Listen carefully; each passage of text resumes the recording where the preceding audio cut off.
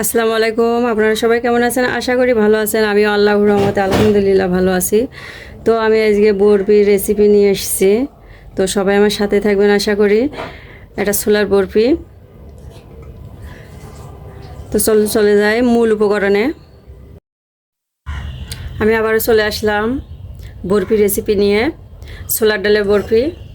তো আমি এখানে 1 টেবিল চামচের বেশি ঘি দিয়ে দিছি।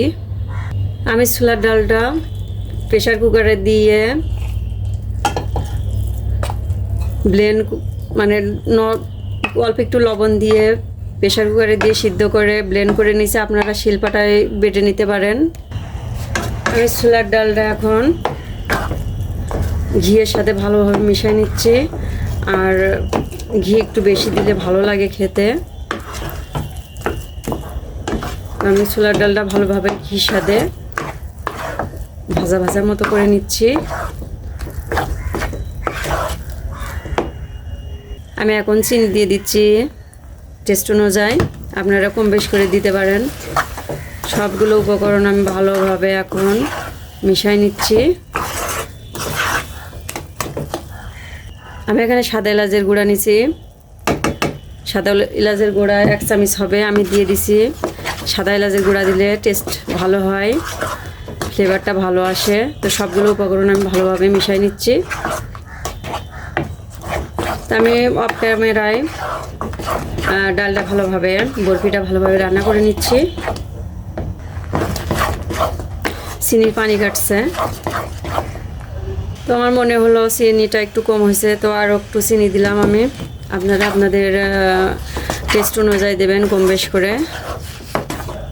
আমি এখানে উঁচু উঁচু করে 2 টেবিল চামচ গুঁড়া দুধ দিব। গুঁড়া দুধ যত দেবেন খেতে ততই টেস্টি লাগবে। তো গুঁড়ো দুধ দিয়ে আমি ভালোভাবে মিশিয়ে নিচ্ছি।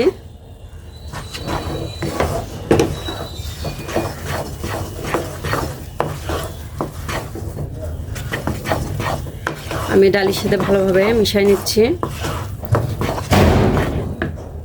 সবশেষে আমি 1 টেবিল চামচ ঘি দিয়ে নামাই নিব। ঘিটা দিয়ে আমি ভালোভাবে বরফির সাথে মিশিয়ে নিচ্ছি। বেশি জাল করব না, কোনো রকম মিশিয়ে নামাই নিব, তাহলে ঘির ঘ্রাণটা থাকবে। আমি এখানে ঘি ব্রাশ করে নিচ্ছি। আমি এখন বরফিটা দিয়ে দিচ্ছি। এখন হাত দিয়ে চেপে চেপে সাইজ করে নিব। তো আমি হাত দিয়ে চেপে চেপে সাইজ করে নিচ্ছি। তো মাশাআল্লাহ আমার সাইজ করা হয়ে গেছে। আমি এখন কিছুক্ষণ পরে কেটে নিব। তো আমি এখন বরফিটা কেটে নিচ্ছি।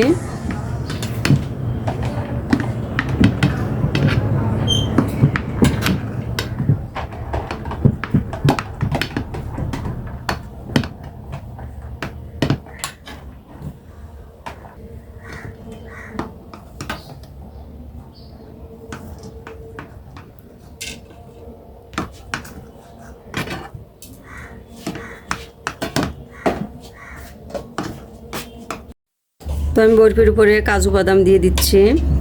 আপনারা আপনাদের পছন্দ মতন সাজাবেন ইনশাল্লাহ। তো হয়ে গেল আমার ছোলার ডালের বরফি। তো সবাই ভালো থাকবেন, সুস্থ থাকবেন। আসসালামু আলাইকুম, আল্লাহ হাফেজ।